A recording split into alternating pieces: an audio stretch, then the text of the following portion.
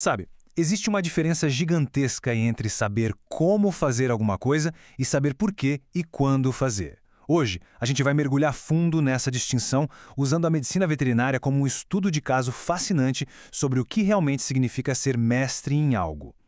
Então, vamos começar direto com essa ideia central porque ela define toda a nossa conversa. O ponto aqui é que a habilidade de verdade não está só nos movimentos, mas no raciocínio por trás deles.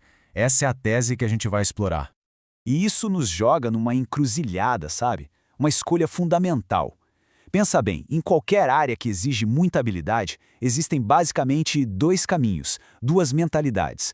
Vamos explorar a diferença crucial entre ser um técnico e ser um clínico.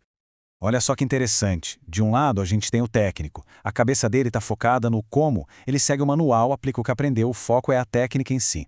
Do outro lado, o clínico. A mentalidade é outra. As perguntas mudam para por quê e será que agora é a hora certa? O protagonista da história deixa de ser o procedimento e passa a ser o paciente, o indivíduo. Então, qual o problema de pensar só como um técnico? Bom, é aí que a coisa começa a ficar interessante e complexa. Vamos entender por que só saber a técnica não basta. Essa frase aqui, olha, ela diz tudo. Uma coisa é ser perfeito na execução mecânica de um procedimento. Outra, totalmente diferente, é saber aplicar essa habilidade com a intenção certa, com a sabedoria para realmente promover o bem-estar de um ser vivo. É a diferença gritante entre habilidade e cuidado de verdade. O problema é que a vida real, a clínica do dia a dia, ela não vem com um manual de instruções. Não cabe em caixinhas. Os protocolos, aqueles que servem para todo mundo, acabam falhando porque cada caso é um universo. O que deu certo ontem para um paciente pode não funcionar. Ou pior, pode até fazer mal para outro hoje. Ok, já entendemos o problema. Então, qual é a saída? A virada de chave está numa filosofia, numa maneira de enxergar que foca em desenvolver a capacidade de pensar, de juntar as peças e, o mais importante de tudo, de tomar uma decisão. E o resultado disso tudo é o que podemos chamar de clínico integrador. Pense nesse profissional. Ele não é alguém que segue a receita de bolo. Pelo contrário, ele cria estratégias para cada caso baseadas num raciocínio clínico forte. É alguém que consegue ler o paciente como um sistema completo, não só um sintoma isolado. Beleza? Mas como isso funciona na prática, no dia a dia? Vamos dar uma olhada nas perguntas que realmente separam um profissional que executa de um profissional que pensa. Essa imagem aqui é perfeita para ilustrar isso. A ação, o procedimento em si, é só a pontinha do iceberg. O trabalho de verdade, o grosso do trabalho, é intelectual, é a preparação, é o estudo do caso, é a reflexão que vem antes. Acontece tudo na cabeça antes de as mãos sequer tocarem no paciente. Olha essa primeira pergunta, que estratégica. A questão não é só onde colocar as agulhas, é sobre qual o papel que a acupuntura vai ter no plano de tratamento como um todo. É esse pensamento tático que faz toda a diferença. Vamos para a segunda. Entender a origem da dor muda tudo. É estrutural, neurológica, é uma adaptação do corpo, porque tratar uma dor neurológica como se fosse muscular só vai levar à frustração. O diagnóstico certeiro nasce do raciocínio, não da aplicação cega da técnica. E aqui a terceira. Ela mostra como é crucial avaliar o paciente hoje, agora. Não é sobre aplicar um protocolo padrão, é se perguntar para este indivíduo, neste exato momento, o procedimento é seguro, vai ser bom para ele? E por fim, a pergunta de ouro. O que fazer quando o paciente não responde como esperado? Para um técnico, isso pode parecer um fracasso, mas para o clínico, isso é só mais informação. É um dado novo que vai alimentar a próxima decisão.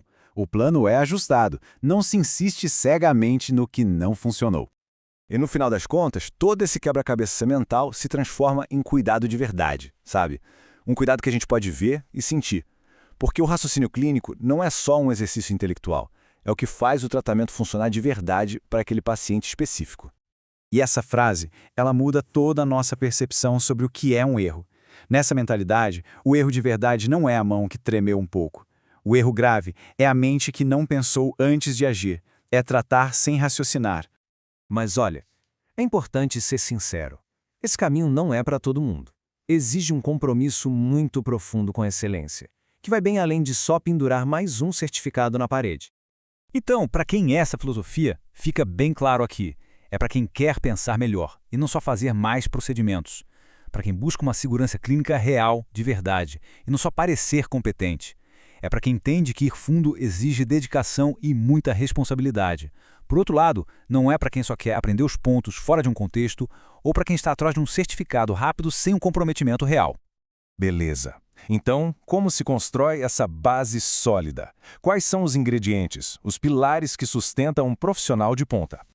A resposta está nesses 4 pilares. A técnica, claro, é a base, é o chão onde se pisa, mas ela precisa ser sustentada pela ciência, pelo que há de mais atual. Ao mesmo tempo, ela é enriquecida pela tradição, por toda a sabedoria que veio antes. E amarrando tudo isso, vem a ética. A maestria de verdade não mora em um pilar só, mas no equilíbrio perfeito entre todos eles. E o que nasce dessa construção? Profissionais que têm autonomia de pensamento, que têm capacidade crítica e, acima de tudo, que assumem a responsabilidade por cada decisão.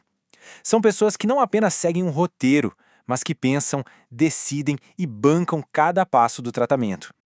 E para a gente terminar, fica uma provocação, uma pergunta que vale para qualquer área da vida, no esporte, na arte, nos negócios.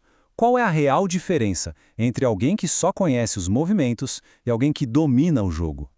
A resposta, como a gente viu em toda essa nossa conversa, não está só no como. Ela está em ir além, em dominar o porquê e o quando. É nesse ponto exato que a habilidade vira arte.